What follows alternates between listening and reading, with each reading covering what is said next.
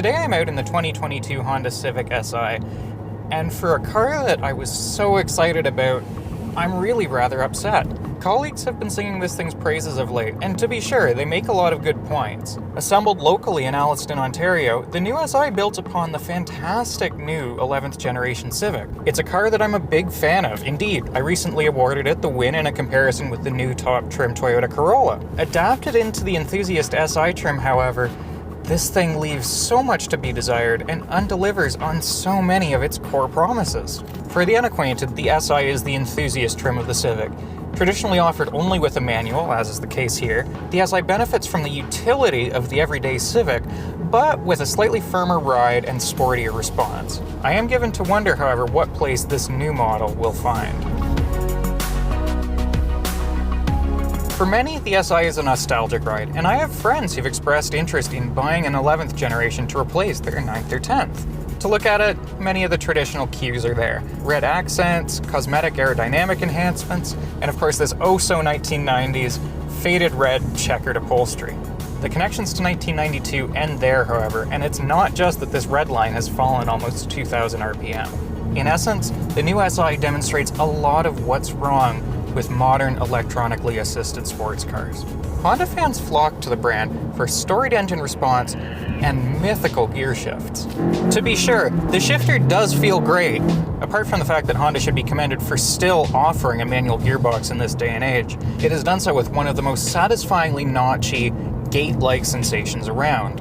Firm, tactile clacks as it falls between each gate provide fantastic feedback for the driver. Not only this, but Honda has actually shortened the throws of each shift some 10% from the previous generation Si.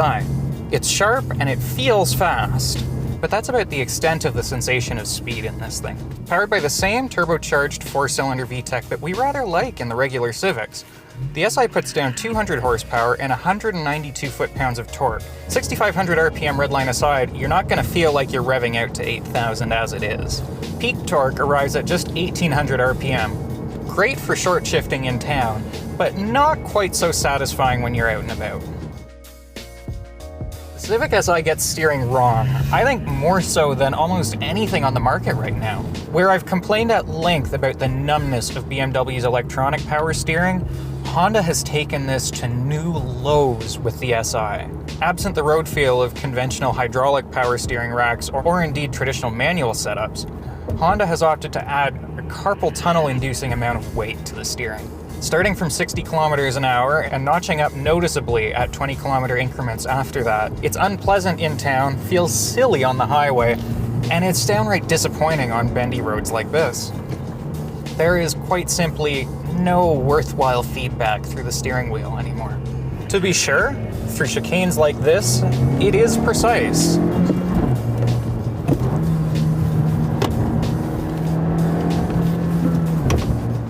But there's no life, emotion, or passion through any of those movements. Now, I will grant that a motionless electric power steering is the norm of today.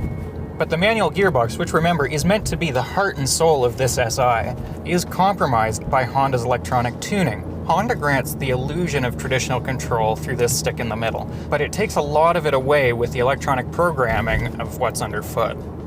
Despite lightening the flywheel 26% from the usual Civic, throttle response feels lacking, and that's a result of the programming of the pedals underfoot.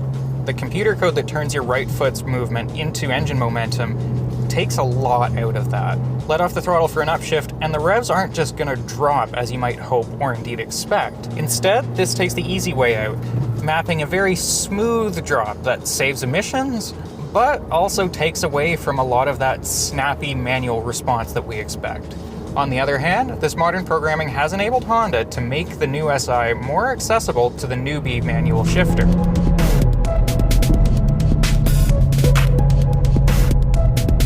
All of these frustrations raise some very serious questions for the enthusiast shopping this segment. Were it my money, I would probably choose to save some $2,000 and bear Volkswagen's maddening infotainment system and just get a GTI instead. Our one hope looking forward is the introduction of the new Integra and eventually a Civic Type R. But if they pull this same overweighted electric steering in place of actual feel game, I'm gonna be sad. And as it is, for all that I love the Civic Touring, I'm kind of disappointed to have driven this now.